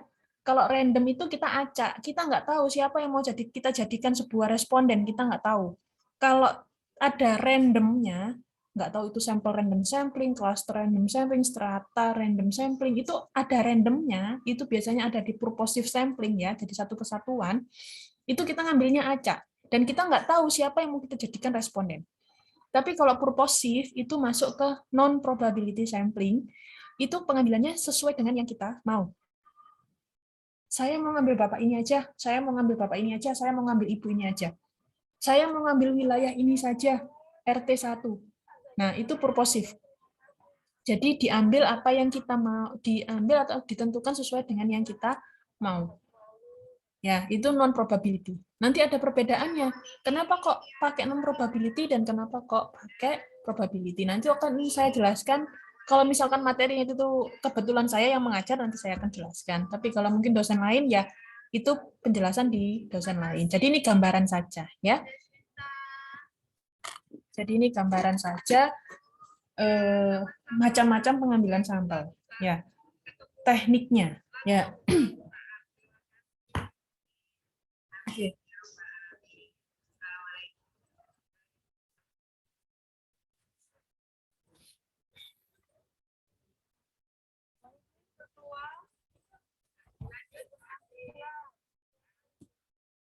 Ini chat berikutnya gitu ya Mbak. Siapa tadi? Siapa tadi? Mbak Bella ya, Mbak Bella. Jadi pengambilan sampel tadi sudah sempat saya jelaskan di pertanyaannya Mbak Hanina tentang simple random sampling, cluster. Kalau cluster itu kan tempat ya. Jadi yang di cluster itu tempatnya atau yang diacak itu tempatnya. Tapi kalau simple random sampling yang diacak itu orangnya. Jadi dari jumlah 100 kita acak menjadi 30. Misalkan sesuai dengan teknik sampling gitu kan, diacak menjadi 30 orang. Nah, itu diacaknya kayak arisan gitu, di kopiok boleh. Pokoknya kita nggak menentukan orangnya siapa gitu kan. Dari 100 diambil 30. Sama pun klaster pun kita mengacak yang keluar mana, RT berapa. Itu kita acak. Kita nggak menentukan sesuai yang keluar yang ada di acak itu tadi. Nah, kalau purposive kita nggak mengacak sama sekali. Kita memilih. Ya, Bu, terima kasih atas sarannya. Ya. Untuk pertanyaan berikutnya dari Rosita. Tadi di slide PPT bagian karakteristik dijelaskan bahwa membuat rencana yang spesifik. Nah, ini dia pertanyaan bagus. Rencana spesifik. Ya. Metode penelitian ini itu bagian dari rencana kalian. Jadi gini, kalau kalian mau mengadakan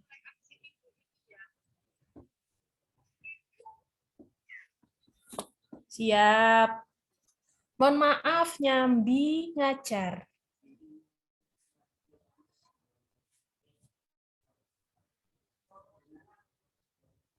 Oke. Kalau kalian mau mengadakan sebuah event, kalian pasti membuat proposal.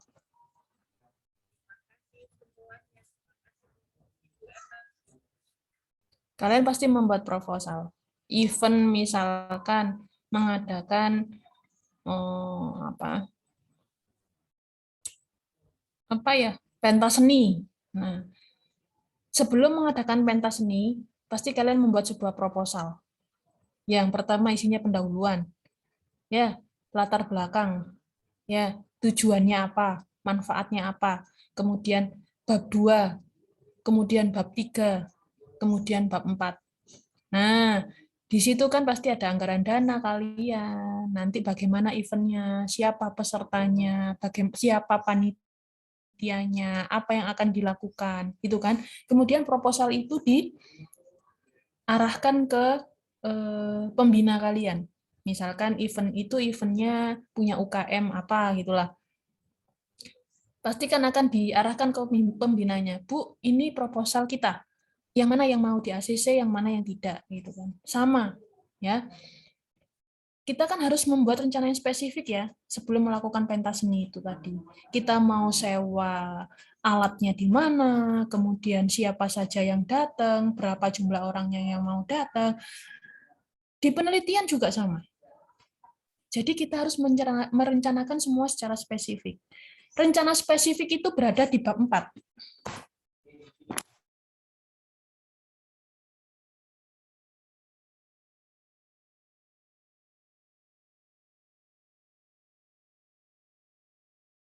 Meneliti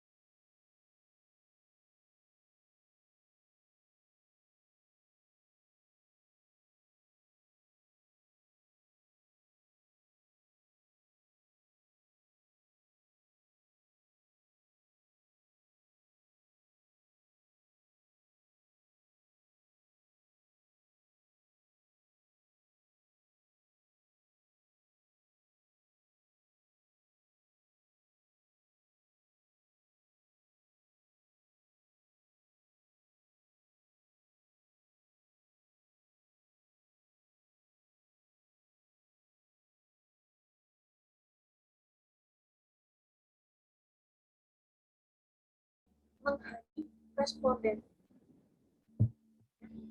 Bagaimana menghadapi responden tersebut? Kalau lansia, bagaimana caranya kalian mendekati lansia itu agar mau dijadikan ya, gimana caranya? Dan apa yang harus kalian keluarkan? Nah, itu kayak gitu ya. Kalau kalian mau mendekati seseorang, Mohon izin Bu, suaranya semakin kecil.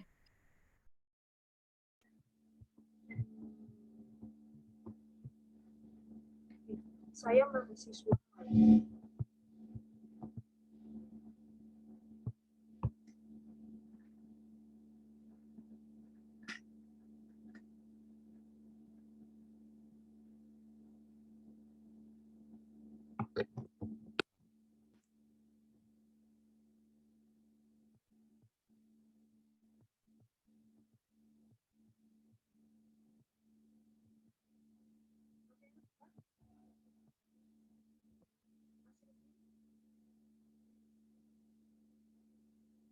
Suaranya kecil?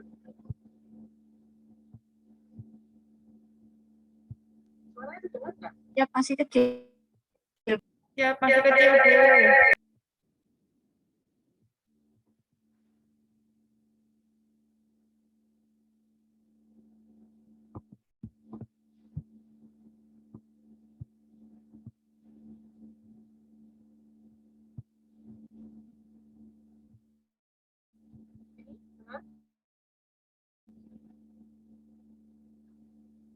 Atau masih kecil?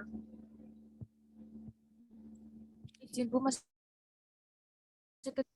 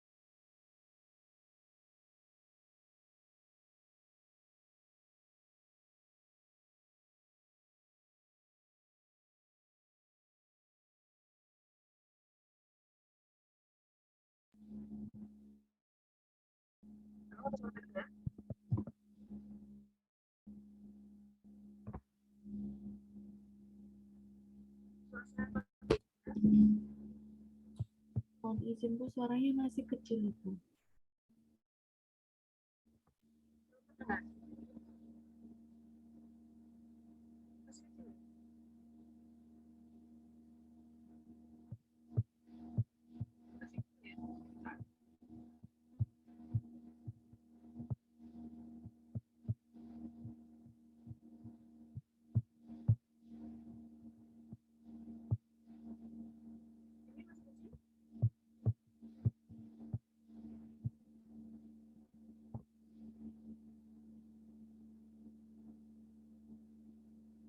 Masih kecil ya suaranya ya?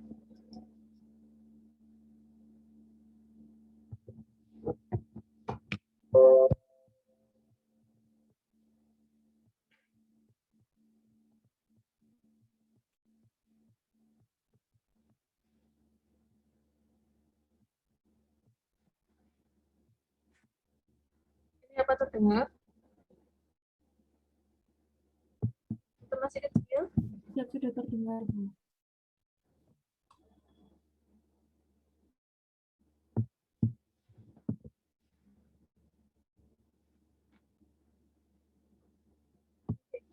Saya sampai jam berapa nih ya? 10. Izin Bu sampai 10.30. Ada waktu ya. Nah, tadi saya sampai mana? Oh, rencana yang spesifik. Rencana spesifik itu bukan hanya perencanaan kita dalam tulisan kita di proposal, tapi rencana spesifik itu kita harus punya plan A, B, C, D dalam sebuah penelitian. Karena apa? Karena itu untuk mempersiapkan diri kita. Misalkan plan A ditolak, ada plan B ditolak, ada plan C ditolak, ada D.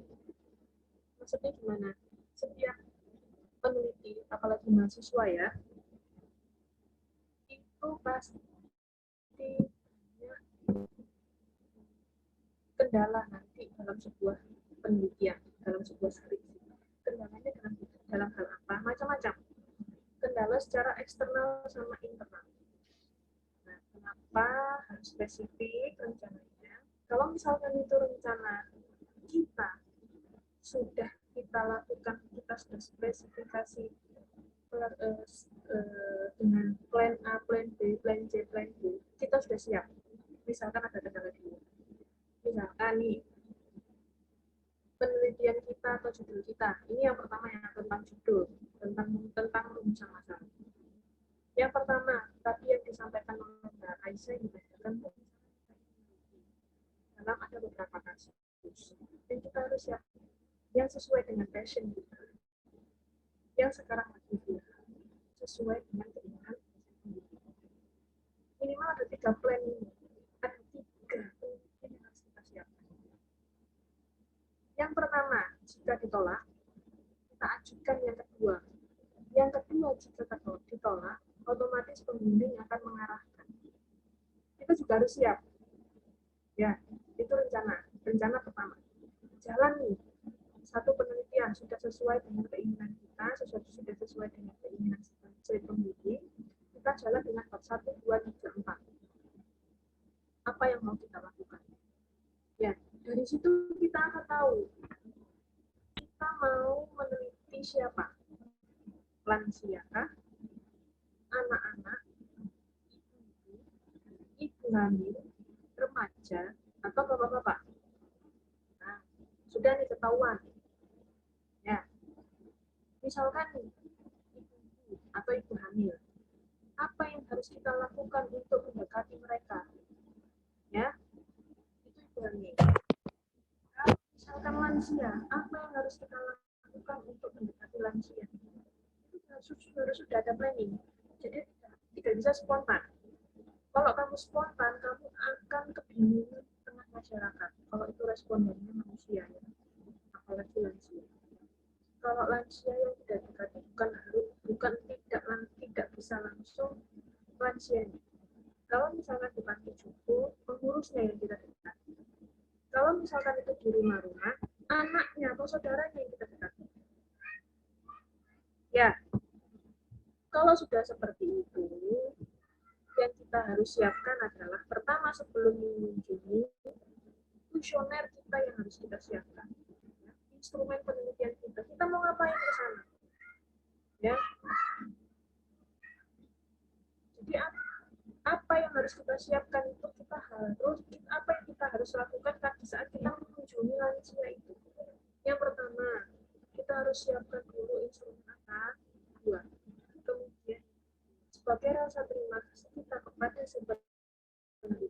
si responden, kita tidak boleh seenaknya datang boleh, ya, ucapkan rasa terima kasih di awal. Misalkan ya, kita tidak bisa memberikan sesuatu, paling enggak bikin sebuah kreasi tulisan rasa terima kasih dalam bentuk surat, ya, atau kata-kata atau sesuatu hal, ya, tidak harus beli. Misalkan kalian kreatif, bikin sesuatu hadiah sekreatif mungkin dari hasil karya kalian, sampaikan terima kasihnya, rasa terima kasih nggak tahu itu dalam bentuk surat yang bagus atau istilahnya dalam bentuk sebuah karya yang bagus dari kertas-kertas atau dari apapun yang kalian, kalau misalkan kalian hias jadi sebuah benda, kemudian tulis rasa terima kasih kalian di situ, sampaikan terima kasih sudah menjadi responden.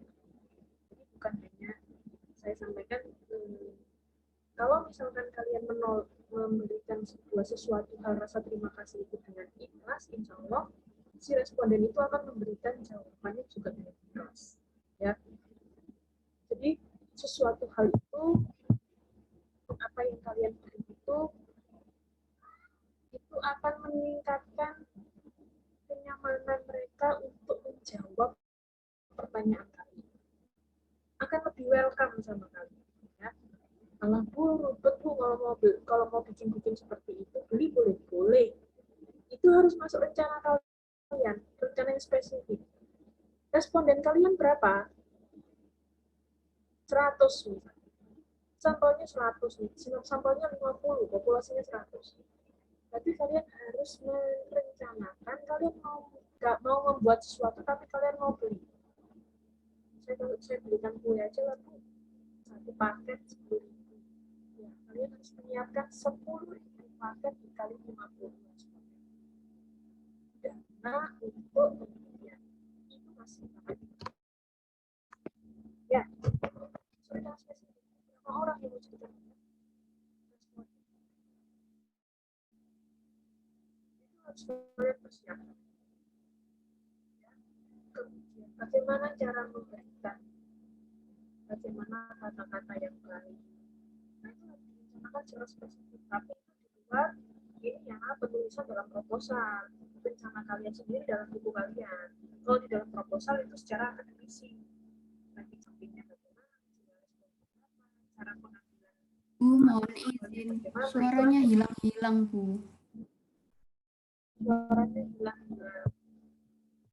Ya, terima kasih Mbak Sisi.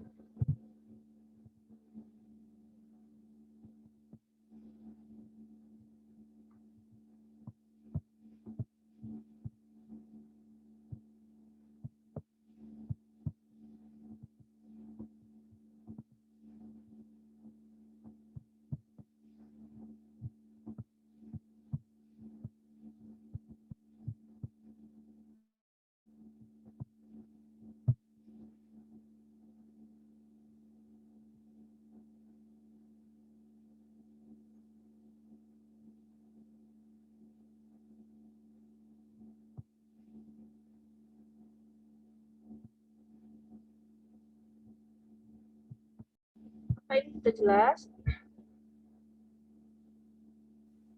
Siap sudah, Bu. Ya, sudah. Semoga nggak hilang-hilang lagi.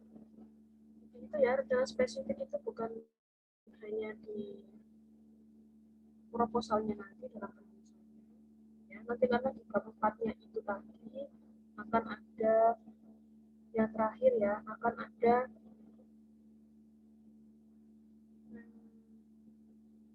penulisan bagaimana cara kamu mengambil data di bab 4 yang terakhir. Kamu cara pengambilan datanya bagaimana, di sana dibuat secara spesifiknya lagi, secara akademisi dalam penulisan proposal itu tadi. Data yang kamu butuhkan untuk sebuah penelitian, siapa yang membantu kamu nanti dalam penelitian. Memang dalam skripsi ini nanti hanya 1 orang tulisannya, misalkan Vita Sabella, misalkan ya, punyanya Mbak Vita. Tapi Mbak Vita nggak bisa jalan sendirian ke 50 orang itu tadi. Pasti Mbak Vita butuh teman. Misalkan punya Sisi barusan yang menyampaikan, Sisi 1 orang memang dalam skripsinya namanya Sisi saja, tapi dia butuh teman, dan saya harap sesama teman saling mendukung. Dalam sebuah penelitian pasti membutuhkan bantuan orang lain. Ya, kalau skripsi memang 1 orang, tapi kalau dalam penelitian, kalau kamu dibantu oleh orang lain, nama temanmu itu yang membantu kamu harus kamu masukkan dalam sebuah penelitian atau sebuah jurnal. Tapi kalau dalam skripsi, karena kamu sendirian, karena itu nama kamu individu, ya berarti nama kamu. Tapi yang kamu harus apresiasi teman-temanmu. Jadi saya harap jangan individual ya kalau sudah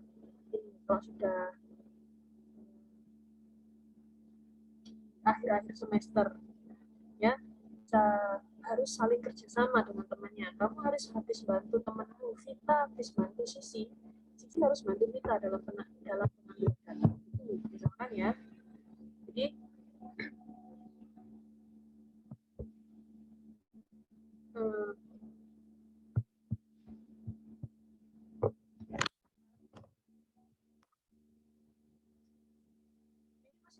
ya suaranya ya.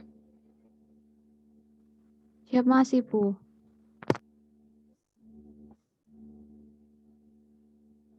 Saya ganti HP ya.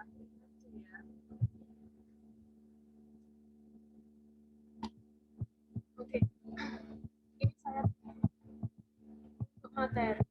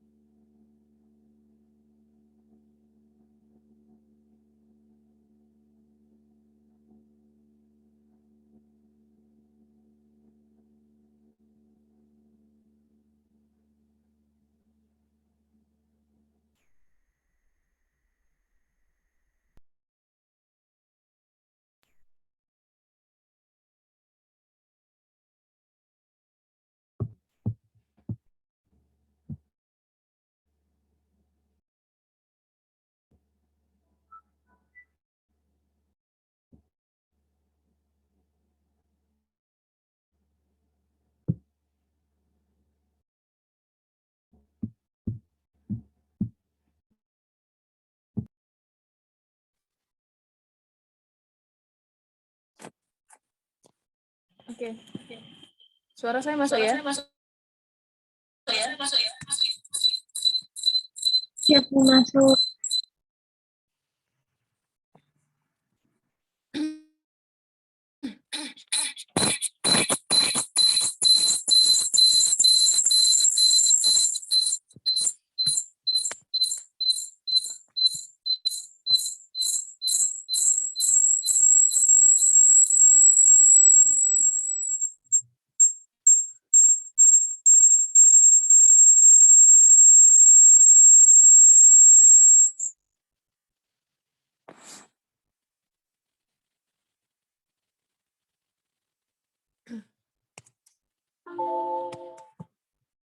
Di sini saya jelaskan yang tadi, tapi saya tidak bisa menampilkan share screen materi yang tadi.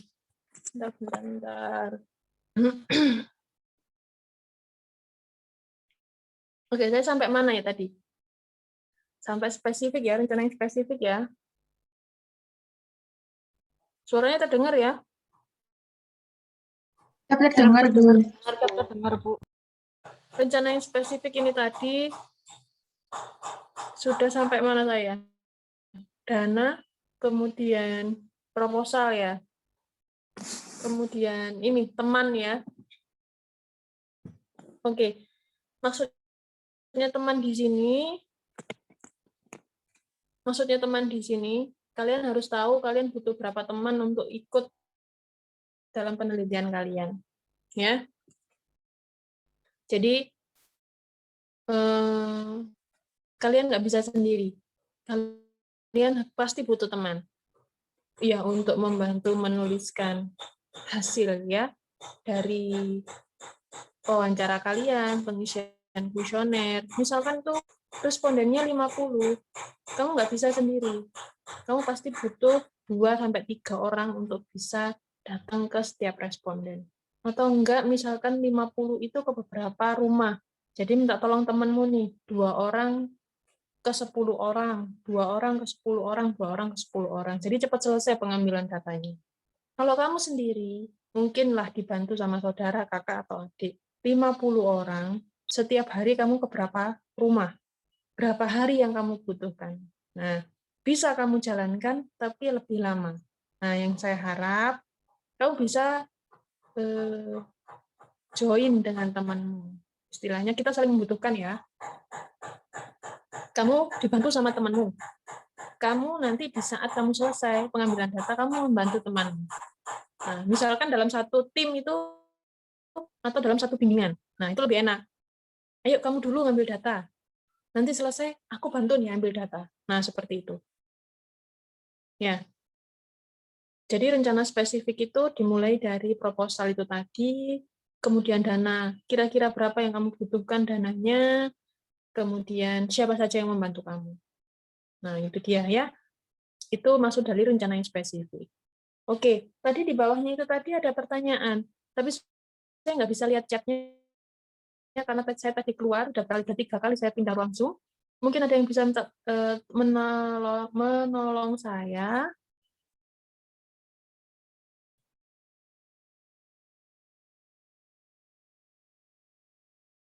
Itu tadi yang rencana spesifik ya dari Rosita itu tadi. Maksudnya bagaimana? Yang terakhir. Ada nggak? Izin, Bu.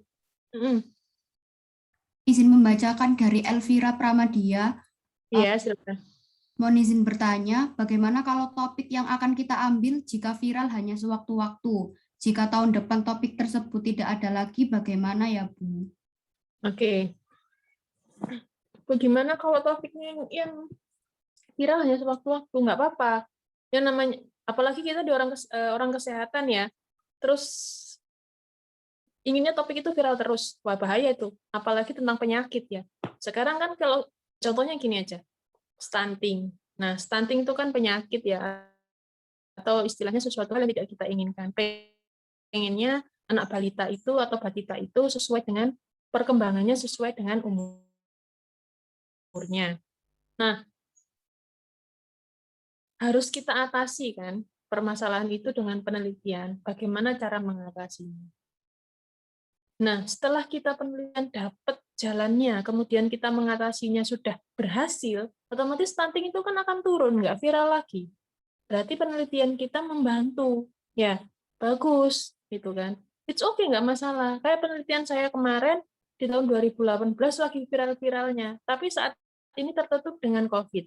Stunting itu masih ada. Istilahnya namanya penyakit nggak mungkin hilang, 100% nggak ada gitu. Pasti masih ada. Tapi tidak sedang viral atau tidak sedang di-up gitu istilahnya. Tapi ada, masih ada. Karena apa? Mungkin yang sedang yang sedang meneliti itu cukup orang-orang di kesehatan saja atau di orang-orang gizi saja. Nah, tetap ada penelitiannya, tapi di bagian-bagian tertentu. Kalau misalkan seperti COVID, 2 tahun ini lagi viral nih, 2020-2021. Pengennya kan COVID segera teratasi. Nah, kalau viral terus selama 5 tahun ke depan, berarti kan COVID masih ada. Inginnya kita kan COVID selesai, gitu ya. Nah, berarti istilahnya ada sebuah penelitian itu belum bisa mengatasi. Nah, setiap tahun, hampir beberapa bulan sekali, itu selalu ada pemberitahuan terbaru tentang COVID. Nggak tahu itu spesimennya yang berbeda, dari Delta, Alpha, dan sebagainya. Kemudian ada vaksin-vaksin, berbagai macam vaksin. Nah, semua itu berasal dari penelitian. Pertama, ada AstraZeneca, kemudian keluar Sinovac, kemudian yang terbaru lagi yang di Indonesia khusus nakes itu Moderna, Pfizer. Nah, itu kan semuanya berasal dari penelitian dulu. Ya. Kemudian ada yang terbaru lagi saya baca, ada sebuah penelitian dari sebuah jurnal.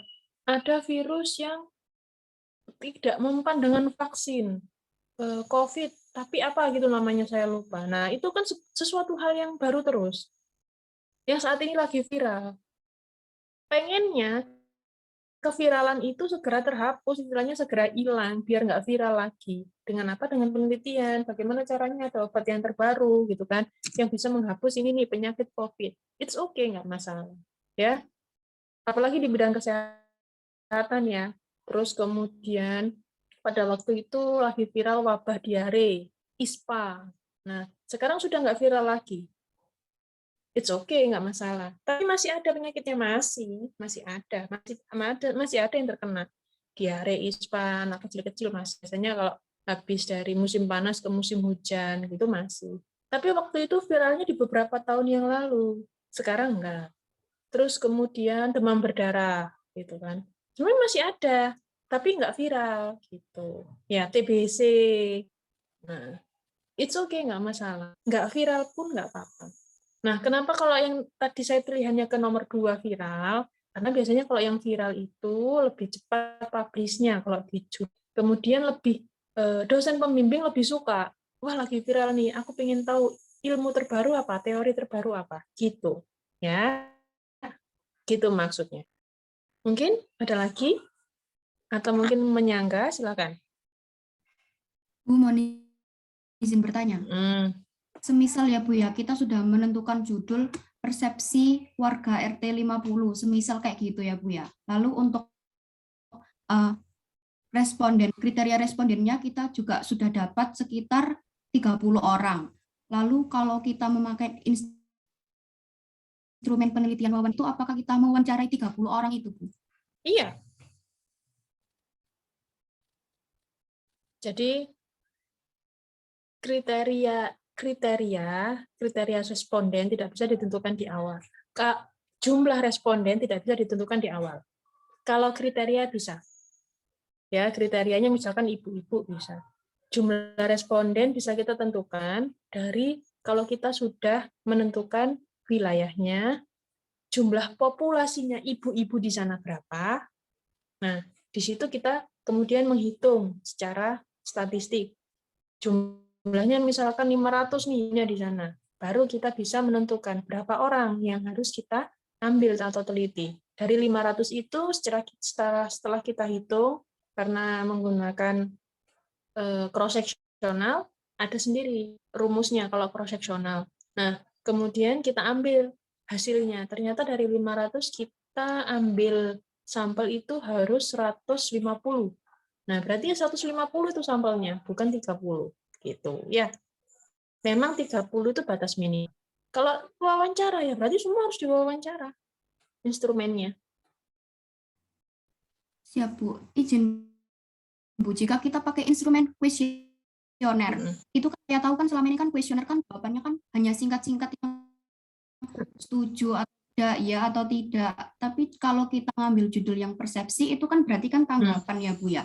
Apa kita kasih pertanyaan yang sekiranya mereka bisa mengetikkan tanggapan mereka? Oke. Nah, itu masuk karena instrumen. Nah, nanti di instrumen ada lagi ya materi tentang penentuan pembuatan kuesioner. Nah, jadi kuesioner itu ada banyak. Kemudian kita mau menentukan ya. Yang pertama ada tertutup sama terbuka kuesioner. Kemudian ada yang sudah ditentukan, ada yang kiri. Nah, kemudian dalam penentuan instrumen kita harus tahu kita menggunakan instrumen apa. Ya, ada instrumen yang menggunakan namanya skala Goodman. Wah, ini kalau saya menjelaskan panjang lebar, ini nanti akhirnya ke materi tentang instrumen penelitian ya. Tapi ini gambaran saja. Di instrumen itu kita menentukan mau kita menggunakan jawaban iya tidak, atau setuju, tidak setuju, sangat setuju. Atau kita menggunakan tanggapan. Nah, itu harus kita tentukan dari awal. Itu sudah masuk ke rencana spesifik tadi ya. Kalau kita menentukan yang jawabannya iya dan tidak, itu ada cara penilaiannya. Cara penilaian itu nanti mempengaruhi rumus yang ada di biostatistik. Nah, jadi ada hubungannya. Makanya saya bilang tadi dari awal, biostatistik ini berhubungan dengan metodologi penelitian. metodologi penelitian berhubungan dengan biostatistik. Sudah dibolak-balik lah. Mereka berdua ini sebenarnya jadi satu, gitu kan. Untuk instrumen itu sendiri, kalau kita sudah menentukan mau yang mana, jangan dicampur-campur lagi. Yang pertama, mempersulit nanti si responden menjawab, bingung. Dan yang kedua, mempersulit si peneliti dalam menentukan analisis data. Bisa, Bu? Bisa, sangat bisa sekali. Dicampur boleh? Boleh. Itu nanti ke arahnya ke multi, penyebutannya, mix ya, antara kualitatif sama kuantitatif sebuah penelitian. Biasanya kalian tuh memilih penelitiannya mau yang kualitatif atau yang kuantitatif. Nah, yang ditanyakan Mbak Sisi ini, kalau mau ke teknik wawancara, kemudian hanya tanggapan bebas, tidak tertutup, ya, tidak terbatas, itu biasanya penelitiannya kualitatif, Mbak. Wawancara. Ya, jadi menanggapinya dari hasil jawaban mereka. Tidak kita tentukan. Nah, kalau kita tentukan kan jawab setuju tidak setuju atau iya dan tidak. Nah, itu kan kita tentukan ya. Kuesioner sudah kita tentukan, mereka hanya memilih itu. Tapi kalau tanggapan bebas dari mereka, itu biasanya penelitian kualitatif.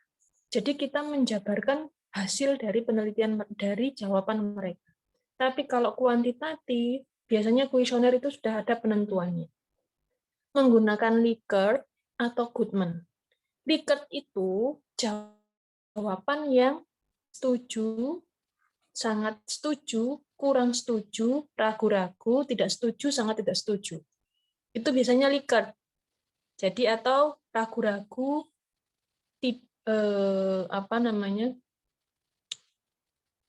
istilahnya ada beberapa pilihan ya, antara secara ganjil ya, 3, 5 atau 7. Ya.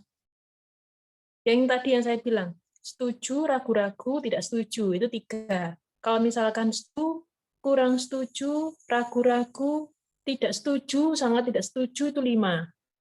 Itu masuk ke skala Likert. Itu kuesionernya. Nah, kalau di Goodman cukup iya dan tidak, atau setuju, tidak setuju. Hanya 2. Nah, yang menentukan siapa? Peneliti. Kalau wawancara, itu kualitatif, hasilnya, jawabannya, tanggapannya sesuai dengan keinginan mereka, itu kualitatif. Kalau kuesioner yang barusan, yang saya sebutkan, Likert atau Goodman, itu kuantitatif. Karena setiap jawabannya itu ada angkanya. Kalau yang wawancara tadi tidak berangka atau tidak berkode. Itu ya. Jadi kuesioner, silakan ditanggapi. Mau menanggapi silakan. Siap, cukup jelas Bu untuk perbedaan dari wawancara atau benar. Misal saya mau mengambil instrumen penelitiannya. Oke, ya, alhamdulillah kalau gitu. Jadi nggak saya teruskan ya. Oke, mungkin yang lainnya. Apakah ada pertanyaan di chat lagi yang belum saya jawab?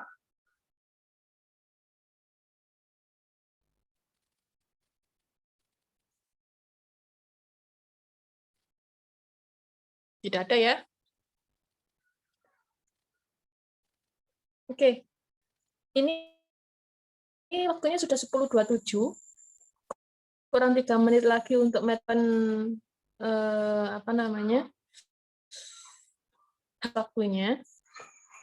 Saya nggak lanjutkan materi yang slide berikutnya. Akan saya share, tapi akan kita jadikan pembahasan di next pertemuan berikutnya ya. Tanya jawab di next pertemuan berikutnya akan saya share sudah ada ininya ya, di GC ya, di grup GC ada kan ya. Nanti akan saya share di situ materinya. Kalau mau dipelajari silakan. Materinya hampir sama, hanya saja tambahan-tambahan tujuannya tentang penelitian hanya itu saja, karena hanya baru dasar dan konsepnya saja. Kalau nggak ada yang ditanyakan, saya akhiri. kita pindah ke biostatistik. Saya tawarkan, mau lanjut langsung BIOS atau selesai sholat Jumat?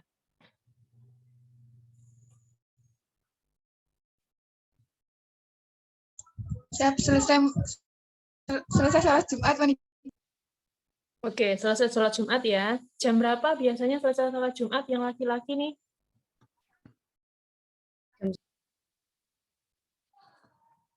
Jam 1 ya? Oke. Jam 1 kita ketemu lagi di room yang sama ya? Siap, Bu. Oke. Berarti kalau gitu, materi hari ini, yang ini saya akhiri dulu. Terima kasih atas pertemuannya. Misalkan nanti jam 1, tingkat 3 tidak ada yang masuk room, kita di room besar saja. Tapi kalau ada tingkat 3, kita masuk ke break room-nya tingkat 4. Ya. Siap, Oke. Bu. Siap, Bu. Oke, terima kasih. Saya akhiri sesuai dengan waktunya pas 10, ini 10.29, kurang 1 menit lagi. Kita ketemu lagi di biostatistik jam 1 setelah sholat Jumat.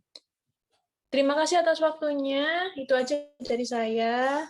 Assalamualaikum warahmatullahi wabarakatuh. Waalaikumsalam warahmatullahi wabarakatuh. Terima kasih, Bu.